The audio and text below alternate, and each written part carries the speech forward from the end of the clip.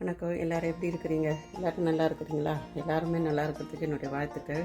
இன்றைக்கி இந்த ரொட்டியை போட்டு இந்த 2 முட்டை போட்டு இந்த ரவை எண்ணெய் போட்டு ஒரு சின்ன தோசை செஞ்சு காட்டுறேன். இது எங்கள் அக்கா எங்கள் பெரியம்மா பொண்ணுத்தை அப்படி செய்யுன்னு சொன்னாங்க. சரி, அதை ஒரு வீடியோவாக போடுவோம். அவங்க கற்றுக் கொடுத்ததை மற்றவங்க நம்மளும் கற்றுக் கொடுக்கணுன்றதுக்கோசம் இதை போடுறேன். வாங்க, இது நான் இந்த ரொட்டி எல்லாத்தையும் இதில் பிச்சு போட்டுக்கிறேன். மொத்தம் 6 ஸ்லைஸ் எடுத்துக்கிறேன். 6 ஸ்லைஸ் எடுத்துக்கிறோம். இதை பிச்சு போட்டு இதை பிச்சு போட்டுங்க. அதை கொஞ்சம் தண்ணி ஊற்றி கொஞ்சம் ஊற வச்சுட்டு அரைப்போம்.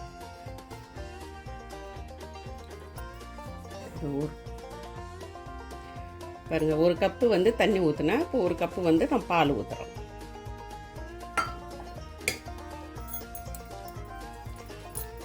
இந்த பால் தண்ணி எல்லாம் நம்ம இஷ்டம் தான், எவ்வளோ வேணாலும் ஊற்றுறோம். இது கொஞ்சம் நேரம் ஊறட்டும். இது ஊறினதுக்கு அப்புறம் மிக்ஸில் ஆகும். இது ஊறட்டும். இது கூட இதையும் போட்டு விட்டுறேன். 1 2 டேபிள் ஸ்பூன் ரவை போடுறோம். ஏன்னா நம்ம வெறியும் ரொட்டி போட்டு செய்கிறோங்கல்ல, அப்போ அந்த ரவை போட்டாக்கா கொஞ்சம் நல்லாயிருக்கும். கொஞ்சம் ரவை தோசை மாதிரி இருக்கும். திடீர்னு இப்போ நம்ம மாவு அரைக்க முடியல, ஆனால் நம்மளுக்கே ஒரு ஃபத்திகா இருக்குது, உடம்பு முடியல. அப்போ என்ன செய்யலாம்? 2 ரொட்டியை போட்டோமா, முட்டையை போட்டோமா, மிக்சியில் அரைச்சோமா, கோயிலத்தில் ஏதோ ஒரு சட்னி செஞ்சு வச்சுருந்தோமா, அதை எடுத்தோமா.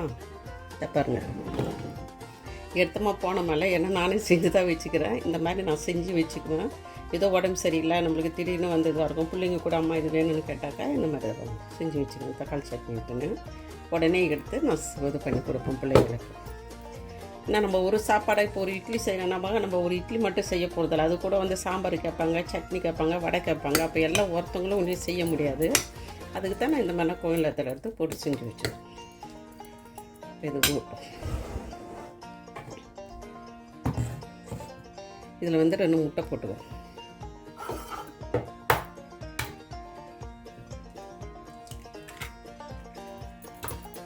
நம்ம ஊரில் தான் அப்படி இருக்கும். எப்போதுமே முட்டையை உடச்சி இந்த மாதிரி ஒரு பவுலில் ஊற்றிட்டு அப்புறம் தான் ஊற்றணும். ஏன்னா கெட்டு பண்ண முட்டையாக இருந்துச்சுனாக்கா மற்ற முட்டைகளை ஊற்றக்குள்ள மற்ற முட்டை வீணாக போயிடும். எல்லா முட்டையும் வீணாக போயிடும். இந்த ஊரில் இது வரைக்கும் அப்படி இருந்ததில்லை. இருந்தாலும் நான் எப்போதும் அப்படி தான் செய்வேன். 2 முட்டை போட்டுக்கணும். கொஞ்சோண்டு உப்பு போட்டுக்கிறோம். உப்பு ரொம்ப போட தேவையில்லை. உப்பு பார்த்துக்கிட்டு அளவு பார்த்து போடுவோம். ஏன்னா ரொட்டியில் உப்பு இருக்குதுங்க இல்லை, அதனால் உப்பு கொஞ்சமாக போட்டுக்கலாம். நீங்கள் எந்த வேணும்னா நான் இந்து உப்பு போகிறோம், உங்களுக்கு எது வேணாலும் போட்டுக்கலாம்.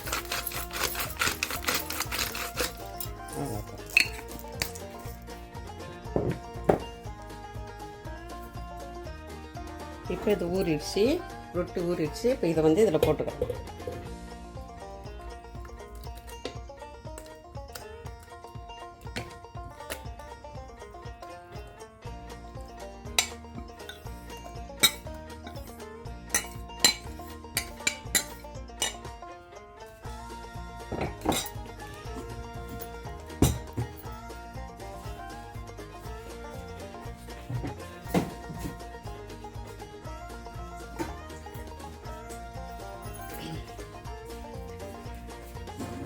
எல்லாம் போட்டுக்கிறோம். இப்போ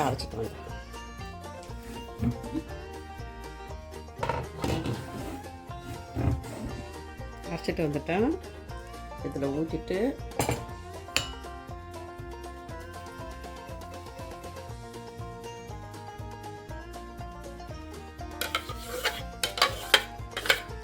நம்ம தோசை எந்த அளவுக்கு ஊற்றுறோம் அந்த அளவுக்கு எடுத்து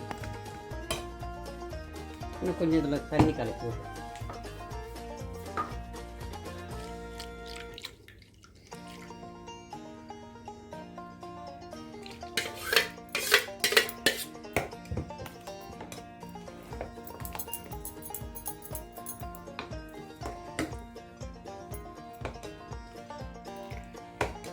அவ்வளோதான். இது அப்படியே ஒரு 10 நிமிஷம் இருக்கட்டும். அப்புறமா உங்களுக்கு நான் தோசை ஊற்றி காட்டுறேன். பாருங்க, மாவு ரெடி பண்ணிட்டேன். தோசை சட்டி நல்லா காயுது. இப்போ தோசை ஊற்றுவோம்.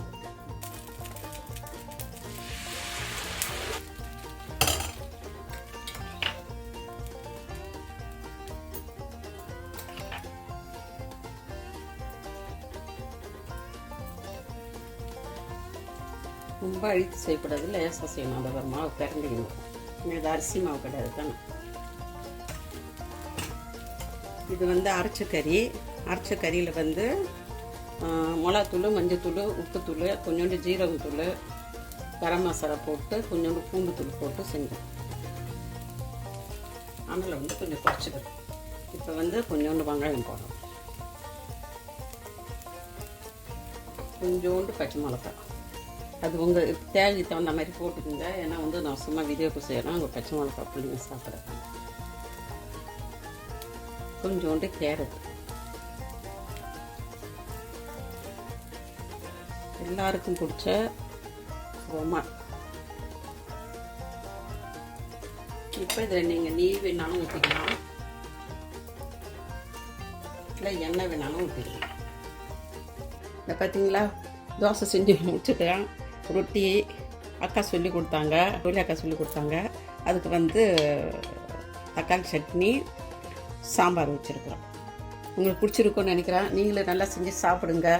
வந்து இந்த மாதிரி செஞ்சு முட்டைனா போட்டு அடித்து வச்சு சாப்பிடுங்க. எல்லாருமே சந்தோஷமாக இருங்க. அடுத்த வீடியோவில் பார்ப்போம். பாய்.